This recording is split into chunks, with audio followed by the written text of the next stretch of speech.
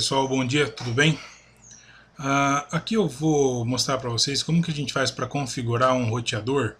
Na realidade qualquer roteador, tá? Mas eu estou usando um TP-Link e também atualizar o firmware dele, que normalmente precisa muito disso daí, só que o pessoal ignora bastante, principalmente por medo de atualizar e depois parar de funcionar.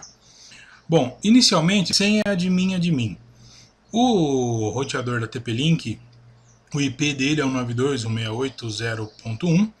Vocês configuram, normalmente ele vem como DHCP, então vocês conectam, ele já vai funcionar. Aqui, ó, para quem não tem tanta experiência com o roteador, tem uma configuração rápida, que é a configuração automática, que ele vai só dando os passos de avançar, você coloca as configurações que você quer e ele acaba tornando funcional. Só que aqui a gente não tem nem o cabo da WAN ligada, entendeu? Lembrando que a gente vai ligar o cabo nas portas LAN para a gente poder ter acesso. Posteriormente a gente liga na porta WAN, a não ser que você já tenha tudo pronto aí e vocês já liguem, por exemplo, a entrada da internet na WAN e as saídas para os periféricos, computadores, e o Wi-Fi vai ser ligado nas demais portas, tá? Bom, lembrando que a atualização do firmware vem com algumas melhorias de bug, algumas coisas bem mais fáceis, e melhoramento do próprio roteador, estabilidade de sinal, essas coisas. Aí a parte de trás do roteador, a gente vai usar as partes amarelas, que é a LAN. Não vamos usar agora a porta azul, que é a WAN. Por isso que o ajudante lá do automático não funcionou, tá vendo? Ó, não existe nenhum cabo na porta WAN.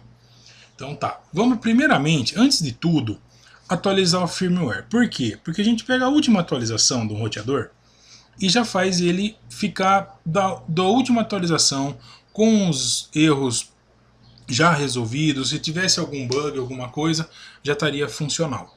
Na realidade é como um remédio, né? Quando ele é lançado a gente não pode ser o primeiro a tomar, a gente tem que esperar um pouquinho, ver quais são os efeitos colaterais. Bom, do TP-Link, o WR840, que é o que a gente está aqui, embaixo dele, perto do código, perto do tudo, tem que ver qual é a versão do nosso roteador. A versão que eu estou aqui é a versão 4. Vocês têm que ver qual que vocês estão usando aí na casa de vocês, ou na empresa, ou em qualquer lugar. Aí, posteriormente, embaixo tem lá firmware, utilitários, tudo que você precisa. O passo a passo de como atualizar. Como a gente já tem uma noção e a gente já sabe como fazer, então a gente já vai fazer direto o download do arquivo, tá, do firmware. Tá, lembrando que ali ó, a versão que ele tem é a versão maior que a nossa. Vocês vão conseguir conferir isso daí a hora que a gente jogar essa atualização lá dentro. Então a gente vai voltar agora para o nosso roteador.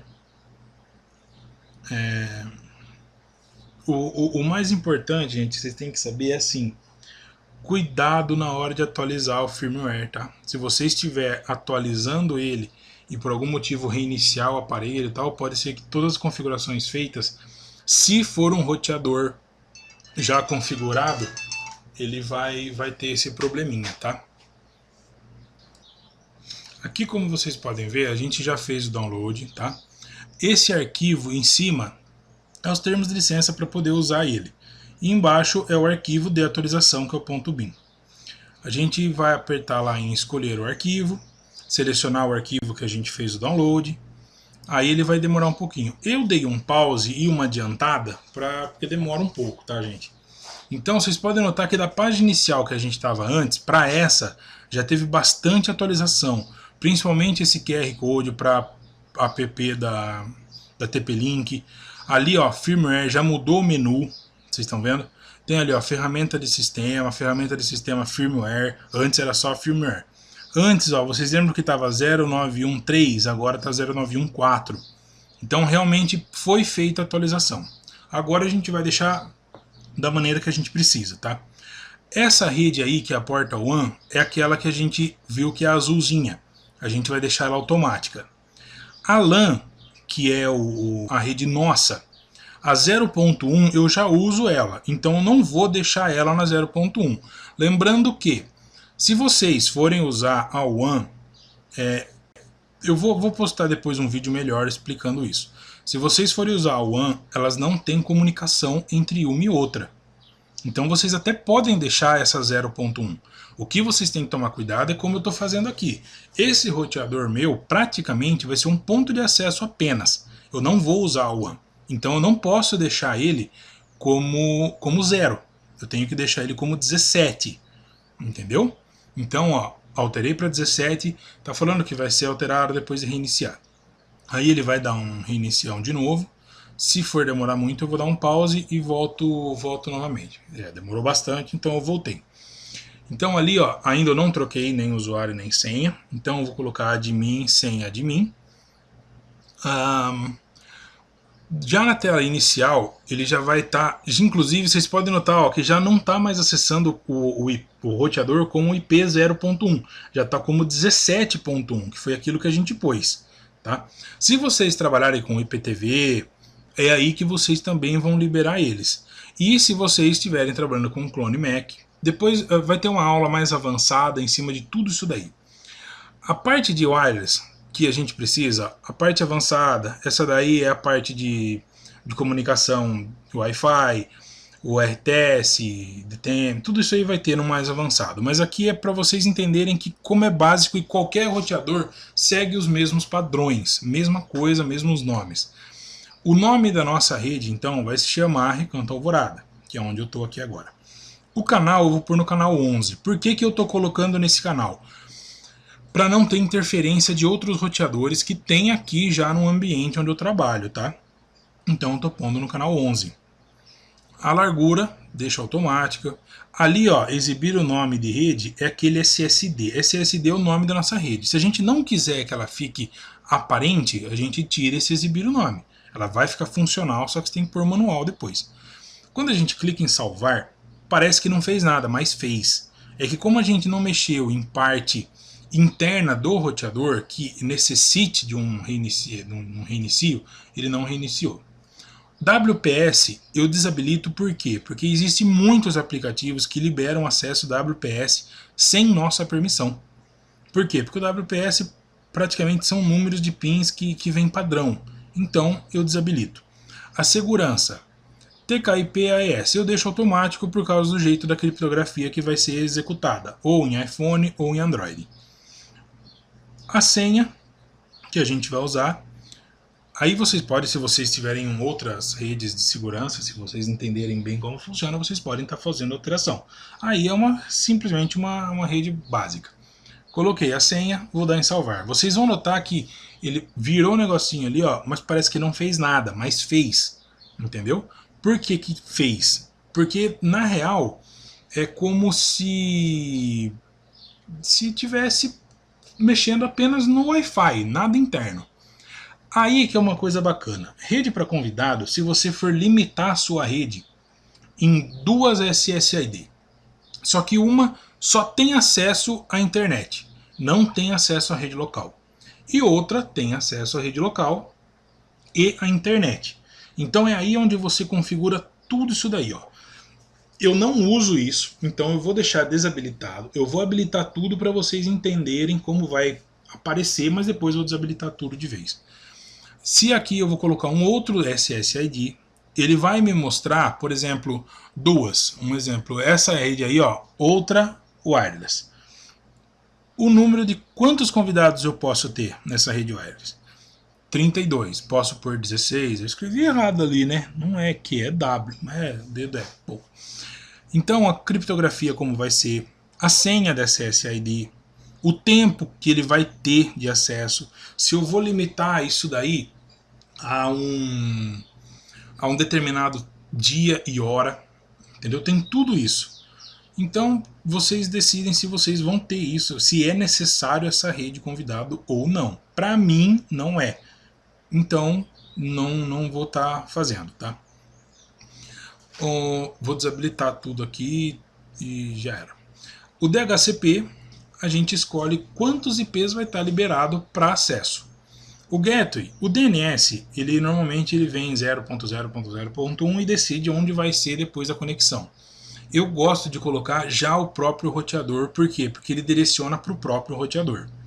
Eu não quero que seja limitado a 100 IPs, eu quero que seja 200 IPs. Então eu vou colocar de 10 a 250. Ele vai me liberar a partir do 10, tá? Então, do 1 a 9 não vai pegar, vai ser manual se eu precisar. E a partir do 250.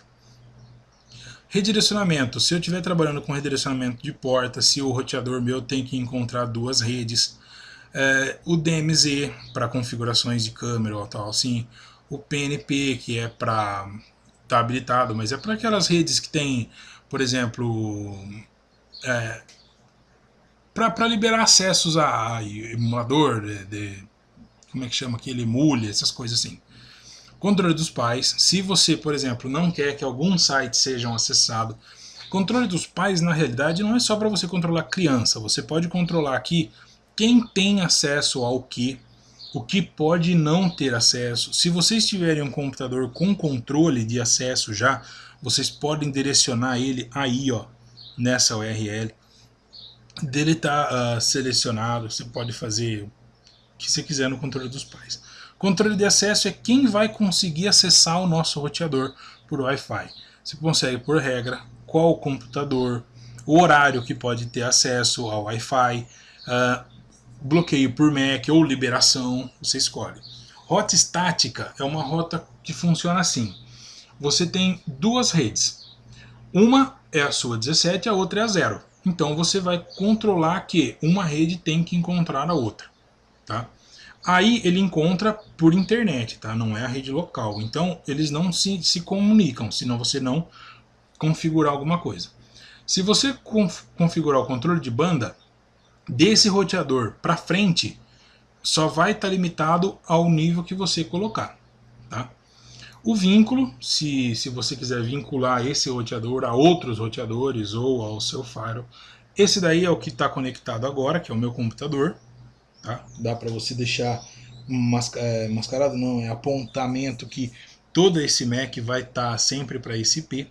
Se você trabalha com DDNS, normalmente o pessoal residencial não tem IP real e precisa configurar algum DVR, alguma coisa, vem aí nesse DDNS.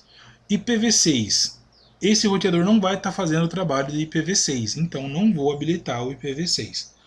Ferramentas de sistema são padrões, que tipo horário, a data, o dia. Tá vendo que aí ó, tá tudo desregulado. Eu ponho lá buscar no PC, ele já pega diretamente o que tem no computador e eu ponho salvar. Diagnóstico, se você quiser fazer algum parâmetro de diagnóstico do que está acontecendo e o que aconteceu. Restaurar, vocês têm que pensar bem por quê, tá? Restaurar padrão não é reiniciar aparelho. Restaurar, ele restaura o padrão de fábrica. Tá? Então não é. Vamos mudar o usuário e a senha para ficar mais seguro, para o pessoal não ter acesso a esse roteador, a não ser que vocês sejam só em casa mesmo e não se preocupe com isso, não precisa alterar. Como aqui eu trabalho com muito fluxo de hóspedes, às vezes vem alguns que às vezes ficam tentando. Então a gente altera para poder funcionar isso daí. Tá? Acessando de novo então, a gente volta ali nas ferramentas de sistema. Ali ó, vai ter um esqueminha bacana que é o reiniciar. Dá para você habilitar um auto reiniciar, que é o que? Todo dia, tal hora, esse roteador ele reinicia. Todo mundo que sabe, que quem mexe com TI, esse esquema de reiniciar roteador tem que ficar reiniciando ele a cada 3, 4 dias, porque eles dão sempre uma travada. Na realidade, tudo que é eletrônico do século XXI precisa. Antigamente parece que a coisa era melhor. Então a gente habilita isso daí. Os logs de sistema não apareceu aqui, não sei porquê, mas apareceria tudo que já foi feito no roteador. Talvez algum erro do firmware que a gente instalou. E um próximo firmware volte a funcionar. Mas os logs funcionam como? Tudo que você já fez, tudo que você está fazendo, é assim que ele funciona, é assim que ele faz. Tá? Ali tem todos os status de como que está. Ali está desligado porque não tem nenhum cabo na WAN. Então, pessoal, na configuração do TP-Link. Foi isso aí. Muito obrigado, abraço, até